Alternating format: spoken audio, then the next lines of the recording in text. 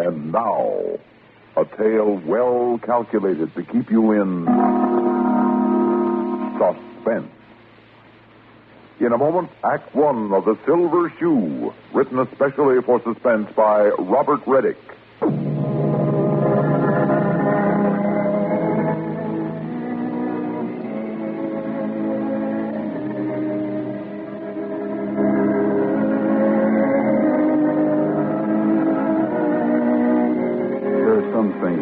Take for granted. I mean, you don't question them. Like if somebody died, you've been to the funeral and watched them lower the coffin into the grave. You just got to say to yourself, well, that's the way it is. It's all over. Maybe if you care a lot for somebody like I did for Corey, maybe they go on living in a way in your mind. Not really living, but kind of living in your thoughts or your memory or your dreams.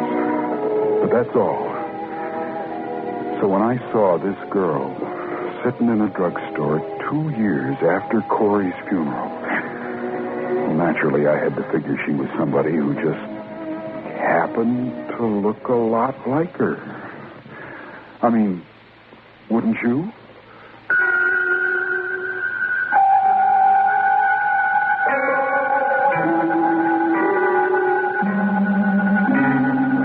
I wouldn't have been shocked if she'd just been sitting there at the counter drinking her coffee. But she was doing something that, well, I guess I'd seen Corey do 100 times. She was holding a spoon, upside down, dabbing little strokes with it on her napkin, like it was a paintbrush, drawing imaginary little pictures on it. And when she spoke to the counter man, it was with Corey's own sweet, familiar voice. You let me have a check, please? Sure. What'd you have? Egg salad sandwich and coffee. Okay, 50 cents, beautiful.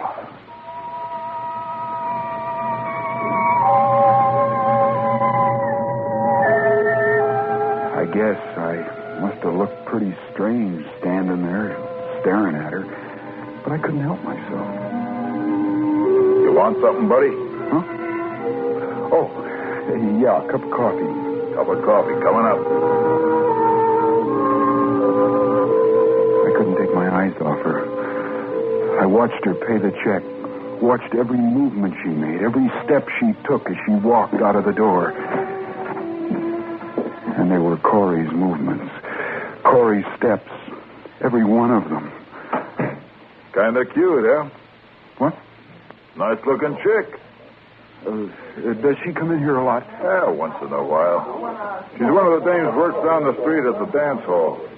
Here's your coffee. Thanks, I don't want it. Here's your dime. Huh? Oh, sure, Tiger. I followed her. I had to.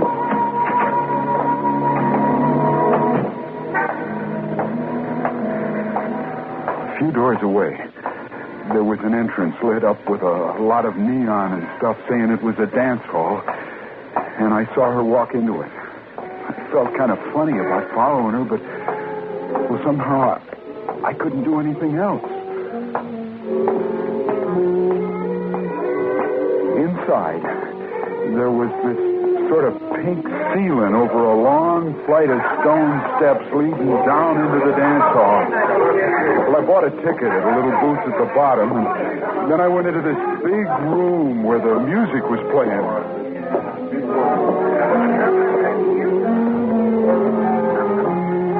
I didn't see her anywhere, but a bunch of other girls came running up to the railing and started calling out to me.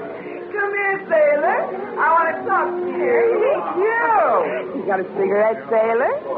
Sure. Always gets the pretty one. What made you pick me, honey? Yeah, I asked you, sailor. What made you pick me? Well, I can't see very well to smoke this when it isn't lit. How about you dig down in your bell bottoms, honey, and bring a lady up a match? I keep them up here in my breast pocket. Well, good for you. Do you know the sign over the entrance, honey? 50 girls, 50 gorgeous, exotic dancing partners. Well, of course, even when this joint is jumping, there's only 22 of us. But I mean the other partners. Do you think I'm gorgeous and exotic, honey? Is that why you picked me? Well, I don't think I know what you mean. You know what gorgeous means, don't you? Oh, sure. Well, exotic means weird, honey. Strange. Come on, baby. Buy me some tickets. And while you're out there on the floor holding me tight in your arms, you can tell me how exotic I am. Oh, well, I really came in here looking for somebody else. She's about 5'3" and has light brown hair and blue eyes. Just like half the girls in America. Besides, if you don't see her, she ain't here. Who told you she worked here anyway? Here, this picture in my wallet. She looks like this girl. No, somebody's kidding you. We ain't got nobody here looks like that. Oh, but I saw her come in here. Look, I ought to know. I've been working here for 4 years. I tell you, we got no girl like that. No, why don't you just forget her and concentrate on me? Anything the matter with me? Oh, no. No, it's just... You bet there ain't. Now, don't you run away, sailor. I'm going in and powder my nose. And don't let any of these other dames latch onto you. And when I come back, I'll show you the way a patriotic lady treats the Navy.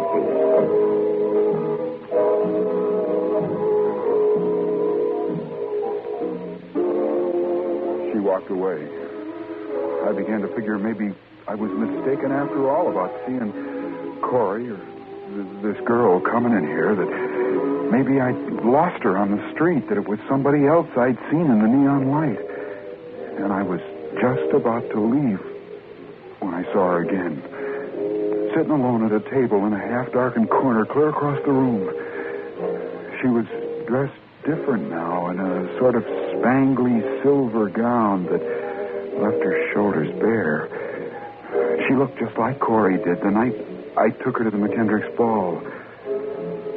In a sort of a daze, I walked across the dance floor and over to the table where she was sitting. I guess she was thinking about something, because she didn't look up until I was just about standing next to her. Hi. Hi, yourself. I saw you upstairs at the drugstore. Did you? Yeah. She had a strange expression on her face. Kind of like I figured mine must have looked.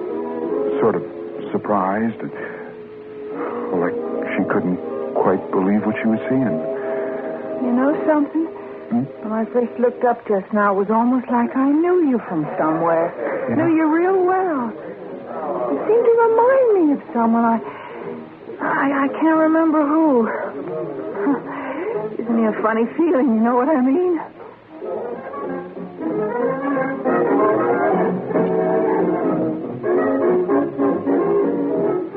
She told me to buy her some dance tickets at the little booth. Well, I did. Then I came back and I sat down with her at her table. I told her of how she reminded me so much of someone, too. I've got a photograph of her. I'll show it to you. There. That's Corey. Well, doesn't she look... Yeah, she does. I'm sorry about following you down here from the drugstore, but... Oh, that's all right, Joey. You don't have to apologize. I understand. How did you know my name? What? You called me by my name. How did... Oh, is your name Joey? Yeah, it is. Oh, well, that's just a habit of mine. I call all sailors Joey till I get to know them a little. How come? Oh, I don't know. Just like that. Look, let's dance, huh? Well, I don't dance very well. Oh, that's all right, Joey. Just hold me.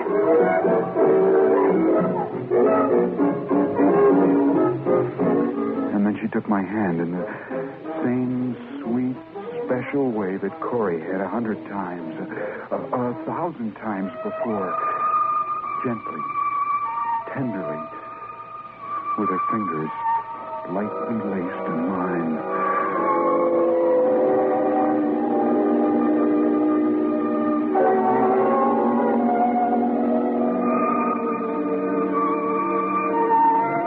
I remembered that day more than 2 years ago when I was standing, leaning against the outside wall of my house. My eyes were closed because the sun was bright, and my head was back because it was nice and warm on my neck. And while I was standing there, like that, Corey came over and quietly stood beside me that way, the same way, with her head back and all. And she gently took my hand and laced her fingers in mine. And she said, so softly that I almost couldn't hear her, It must be lovely on the beach. and I thought to myself, yeah, or on the dunes. And just as if she could read my mind, she said, Or on the dune. and the next thing I remember, I was lying on a blanket in a hollow with sand knolls all around. And the sun was blazing hot. Nice, though. And Corey turned over on the blanket, put her face next to mine, and she said, I love you, Joey. And when we're old enough, I want to marry you and have 3 children and live in a nice little house and have many friends and books to read and records on the phonograph. And I want to die with you in my arms. and then she cried.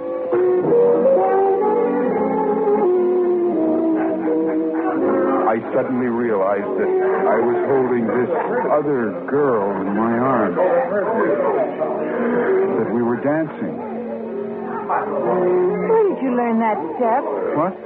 The one you just did. Well, I don't know. Just kind of like it. Well, you said you couldn't dance. Well, not very well, usually. Seems to me we dance just fine together. Comfortable and easy. Like 2 people have... Danced together a lot. Yeah. You're not 21, are you? No, 20. Oh, you're supposed to be 21 to come in here. Oh. Oh, well, we won't tell them, will we? Truth is, I'm only 20 myself, but they don't know that. Oh, is that right? Uh-huh. See, that's just the age. Corey, I'm sorry. I just can't help it. Oh, of course you can. You're so much like her. Oh, it's all right, Joey. I understand. But, you know, all the time we've been dancing, I've been lost in memories, too. Yeah? Yeah, but mine are funny and they're vague. I keep getting a certain picture in my mind that makes no sense. What do you mean? Well, I see myself with a boy, the one you remind me of, in a park. Yeah? It's very quiet, and the full moon lights up his face. But I can't figure out who he is. The picture's clear. We're standing together looking up at a statue. The strange thing is I don't seem to remember anything like that ever happening to me. I guess it did, but I just can't seem to remember. But I could remember it. I could remember it very well.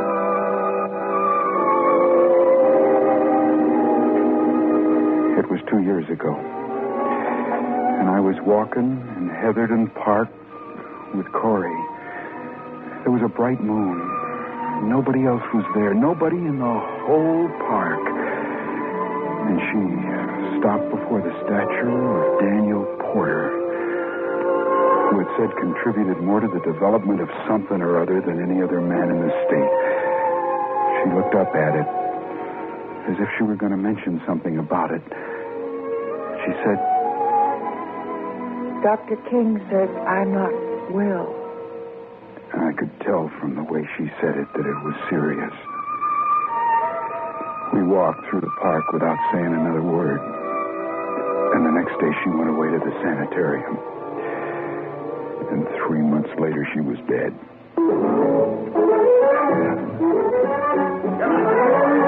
Joey, what is it? What's wrong? She was asking me what was wrong. It was impossible to tell her. I was frightened. I tried to tell myself that there were other parts, other statues, other moonlit nights, but somehow I knew. Joey, you look pale. What's the matter with you? Could we go back and sit down? Sure, come on. Don't you feel well? I'll be all right. That part you pictured in your mind, that statue? Yeah? You were standing with some fella looking up at a statue. Where was the moon? Low? Just over his shoulder? What? Was the moon sort of low in the sky like it was sitting there right over the shoulder of the statue? I think it was. Yeah. How could you know that? And were you holding his hand? Yeah. With your fingers locked in his like...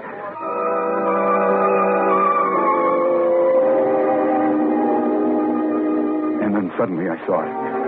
Cupped in her open palm. A small silver medallion that I'd made for Corey 3 years before. I cast it myself with a makeshift crucible and molds. She used to wear it on a chain. What is that? Where did you get that? What? That thing in your hand. Let me see it. Give it to me. Joey, what are you... Give it to me. I launched across the table, grabbed it from her, but my hand struck against hers and she dropped it. Where is it? What is it? Where did it fall? Joey. Too dark. I can't find it. Oh, Joey. Where did it go? Light! Give me some light! Joey. How did you get that medallion? How did you get it? Medallion, I had a coin in my hand. What are you talking about? That was no coin. Don't you think I can see? What's the matter? This guy drunk? No. Will you turn some lights Now, on? listen, Mr. Phil. Bailey, it's all right. You sure? Yeah. Okay, Muriel, but you better take it easy, sailor. We don't want no trouble here. Oh, Joey, you don't know this place. You make any trouble and they'll... What is this all about? What are you trying to do to me? You listen to me for a minute. What are you lying to me for? I saw it. I saw it in your hand. Look, Joey, I mean it. You make any trouble or anything and they'll call the shore patrol. They will. Now, look, let's get out of here, okay? I'll turn in my tickets and change my clothes. We're not supposed to take dates out of here, so you go on up to that drugstore and wait for me. I'll meet you in a few minutes. After you're gone, I'll find it. I'll find what you're looking for.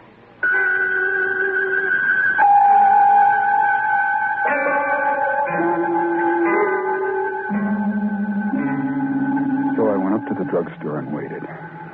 I waited 10 minutes, 20 minutes. I waited half an hour. And I went into the phone booth and I called the dance hall.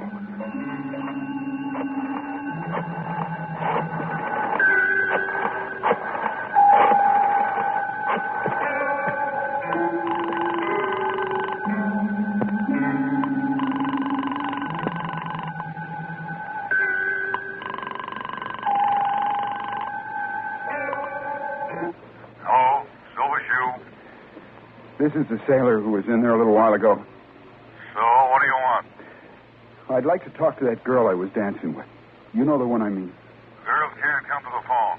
Why not? Because they're working, that's why not.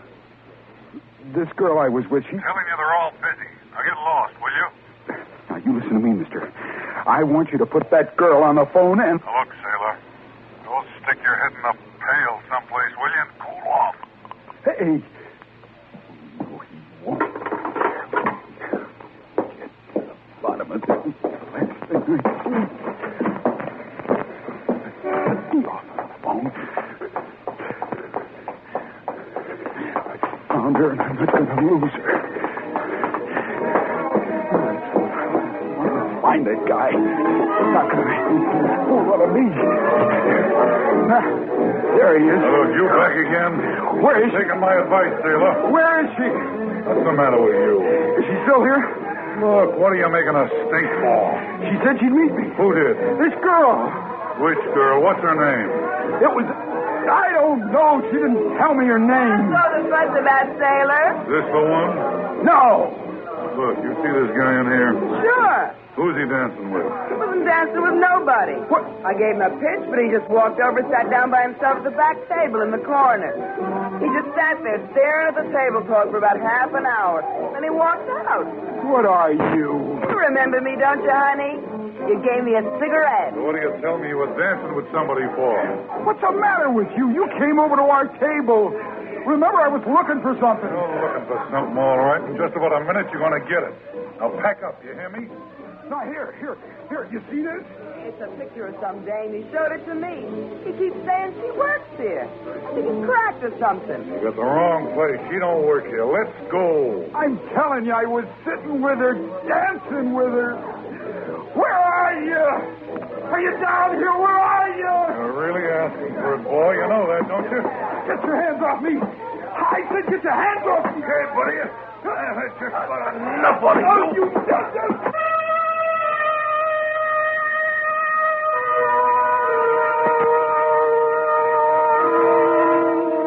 I came to the next morning in sickbay on the ship. I couldn't do anything but lay there and think about this girl. I told the ship's doctor about it. You've been under a great strain lately, Joey.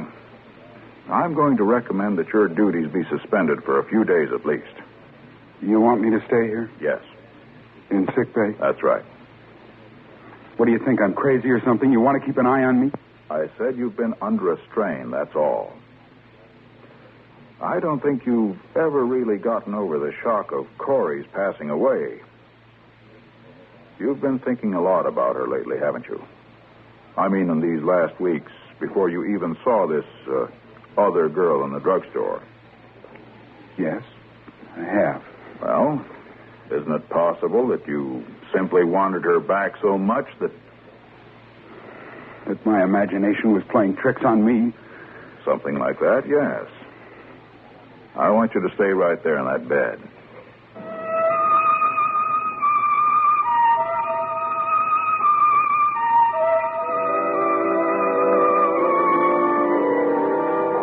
Well, I lay there for about a week. I guess I was just about convinced that's the way it was. I mean, it was the only thing I could think of that seemed to explain everything. Well, one day they told me I could get up, and they brought me my clothes. And then I found the silver medallion in one of my shoes. That's where it must have fallen when she dropped it. There was no question about it. It was the one I had made for Corey. At her funeral, at the reception, I had been the last one in line to look at her. I'd reached into the coffin and placed the medallion in her sweet, cool hand and gently curled her fingers over it. And then they closed the lid. I never told that to the ship's doctor. Do you think I should have?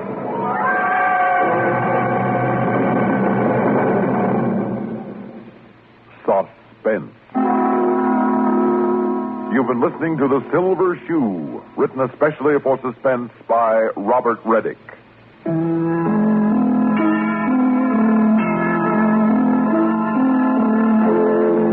Suspense is produced and directed by Fred Hendrickson.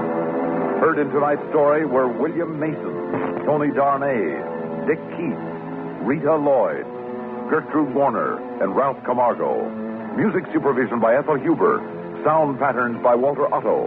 Technical direction by Michael Shoskis. This is Stuart Nett speaking. Listen again next week when we return with Pages from a Diary, written by Virginia Voland and starring Jim and Henny Backus. Another tale well calculated to keep you in suspense.